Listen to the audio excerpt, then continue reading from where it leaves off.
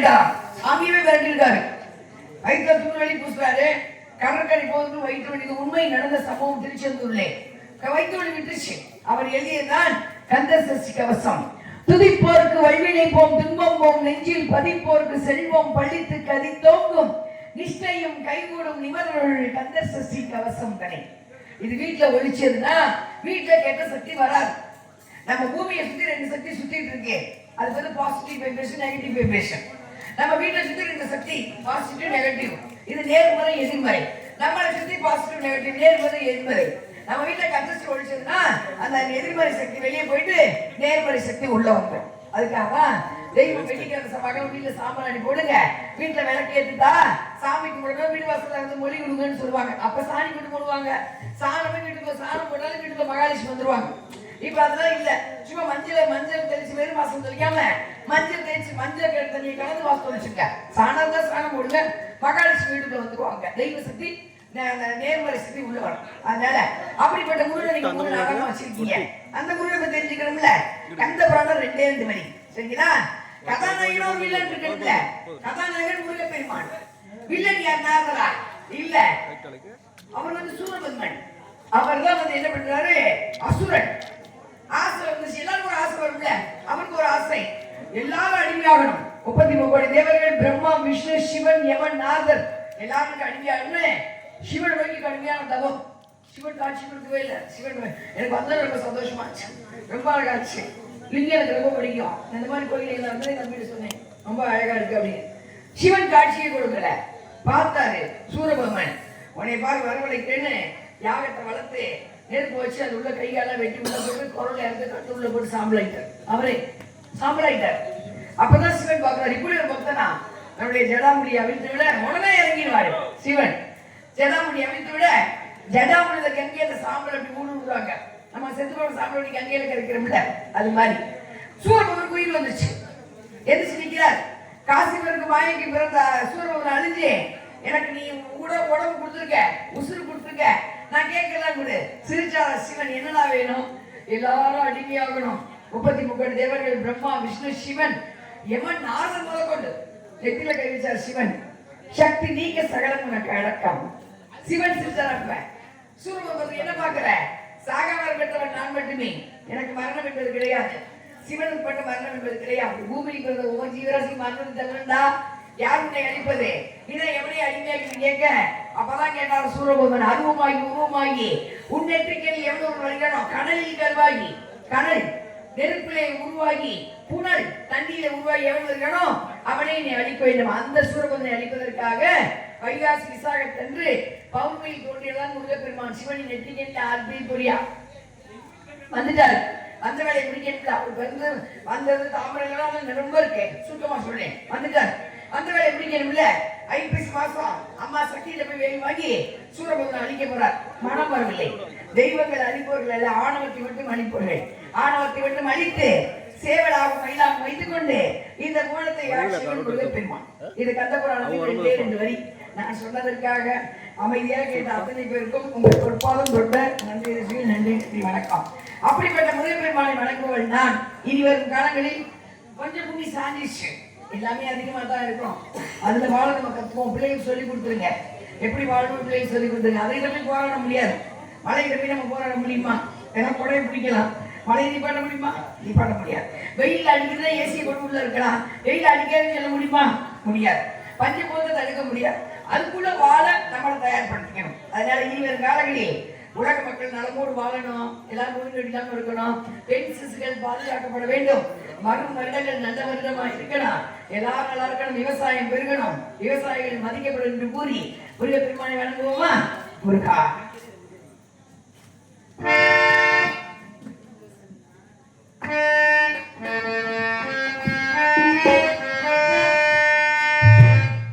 அழகு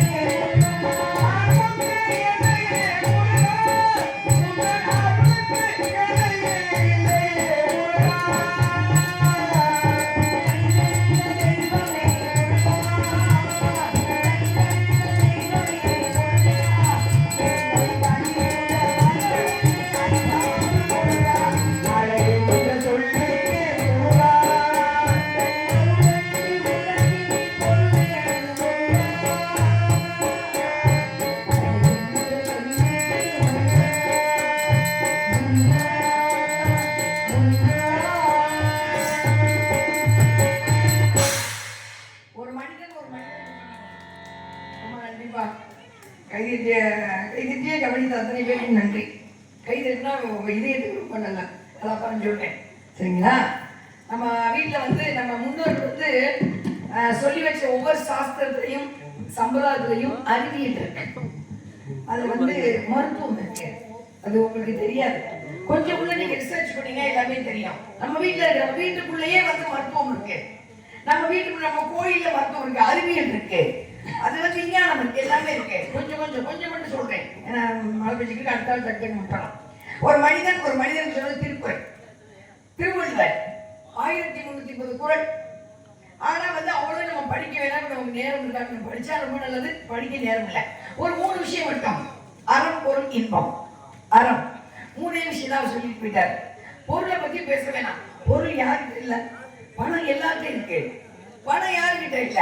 பணம் எல்லாருக்கும் நிறைய இருக்கு. ஆனா நிம்மதி இல்லை, தூக்கம் இல்லை. பாத்தீங்க, கவனிச்சீங்களா? எங்க உட்கார்ந்துருக்க எல்லாரும் நாங்க நிம்மதியா தூக்கணும்னு சொல்லுங்க பார்ப்போம். சத்தியமா தூக்கிட்டு மாட்டீங்க. என்னைக்கு கைக்குள்ள அந்த கன்றாவி வந்துச்சு தூக்கம் போச்சு. அது நாகரிகம் தான். இல்லையே நாங்க செரிமான வேலை இல்லாம வாழ முடியாது. அதிகமாச்சு. நம்ம இதை சாப்பிட ஆரம்பிச்சிச்சு. பணம் வந்து அதிகமா பணம் சாப்பிடுற மாதிரி அது நம்மளுக்கு அது ஆட்கொண்டுருச்சு. நம்ம வந்து நம்ம உடம்பை நம்ம கட்டுப்பாட்டுல வச்சுக்கணும். பெரியவங்க சொல்லுவாங்க, உன் உடம்பை நீ உன் கட்டுப்பாட்டுல வச்சுக்க, சொல்றதை கேட்கணும். ஓடணும், பட்னியா இருந்தா பட்னியா இருக்கணும். அந்த மாதிரி நம்ம கட்டுப்பாடு. அது மாதிரி செல் குணப்படும், அது கட்டுப்பாடு தான் நம்ம இருக்கோம். அவ்வளவுதான் முடிஞ்சு வச்சு. தூக்கம் போயிடுச்சு, நிம்மதி போயிடுச்சு, அவ்வளவுதான். சந்தோஷம் போயிடுச்சு, சேமிப்பு போயிடுச்சு, ஒழுக்கம் திருடப்பட்டு விட்டது, எல்லாமே முடிஞ்சு போச்சு. அதனால பொருளை பற்றி பேசுறேன் நிறைய நமக்கு எல்லாத்தையும். அதுக்கப்புறம் காமம், அது அறம், பொருள், இன்பம். காமம் அதை பத்தி பேசுறேன். அது 10 வயசு கீழே உள்ள பிள்ளைங்க வந்து என்ன கண்டாங்கன்னு தெரியல. அது இறைவன் பார்த்துக்குவார், காலம் பார்த்துக்குவோம், அதை விட்டுருவோம். அறம், அறம் தெரியுமா? உண்மை. வாழ்ற வாழ்க்கையில சத்தியம், தர்மம், பவித்திரமாக வாழ்ந்தால் இங்க வாழ்ற வாழ்க்கை இல்ல, மேல நமக்கு ஒரு வாழ்க்கை இருக்கு, அது நல்லா இருக்கும். மகாபாரதத்துல கிருஷ்ணன் வந்து தர்மர் கேட்பாராம். மகாபாரதம் திரேதாயுகத்துல வந்து எல்லாரும் நீங்க அஸ்திரம் கொடுத்துருக்கீங்க, நாராயண அஸ்திரம், கருட அஸ்திரம், இறைவன் கூப்பிட்டு வந்துருவாரு. ஆனா கலியுகத்துல இதெல்லாம் இருக்காது. மக்களுக்கு நீங்க என்ன கொடுக்க போறீங்க? சிரிச்சான கிருஷ்ணன். மக்களுக்கு அவங்க வாழ்ற வாழ்க்கை தான் அஸ்திரம். வாழ்க்கை சரியாக இருந்தால் வாழ்க்கை சிறப்பாக இருக்கும். அதை விட்டு கொஞ்சம் வாழ்ந்தாலும் அந்த தண்டனை மிக அதிகமாக இருக்கும்னு கிருஷ்ணன் சொல்லியிருக்காரு. வாழ்வு என்பது இறைவனால் கொடுக்கப்பட்ட விதி. நம்ம வாழ்க்கை கொடுத்துருக்காருல்ல, அந்த வாழ்வு என்பது விதி. வாழ்வது மதி. நம்ம எப்படி வேணாலும் வாழலாம். சத்தியமா வாழலாம், தர்மமா வாழலாம், பவித்திரமா வாழலாம், உத்தமன வாழலாம், நீதிமான வாழலாம், ஜாதிமான வாழலாம். இது நம்ம மதி. பொய் சொல்லி வாழலாம், திருடி வாழலாம், கொள்ளையடிக்கலாம், கொலை கொள்ளை, எல்லாமே நம்ம மதி. நம்ம வாழ்வது நம்ம சௌரியம். ஆனா இது ரெண்டுக்கு சேர்ந்து ஒரு தீர்வு இருக்கு பாருங்க, கர்ம வினை. அது படுமோசமா இருக்குன்னு நான் சொல்ல கிருஷ்ணன். அதனால காமத்தை பத்தி விட்டுவோம். அறம் யாருக்கூட வந்தா நல்லா இருக்குன்னு இது முடிஞ்சு வச்சு மனிதனுக்கு சொன்னது. அடுத்து மனிதன் தெய்வத்துக்கு தேவாரம், திருவாசகம், திருப்புகழ் மாசத்துல ஒரு நாள் வந்து பாடணும். சரிங்களா? சீக்கிரம் வச்சு உட்காருங்க. அந்த பிள்ளைங்க பார்த்து எட்டி பார்க்கறதுல இந்த பக்கமா விடுங்க, அந்த பக்கமா எப்படிதான் அதுக்காக காலையில ஒண்ணு பண்ண முடியாது. நல்லா விரிச்சு உட்காருங்க.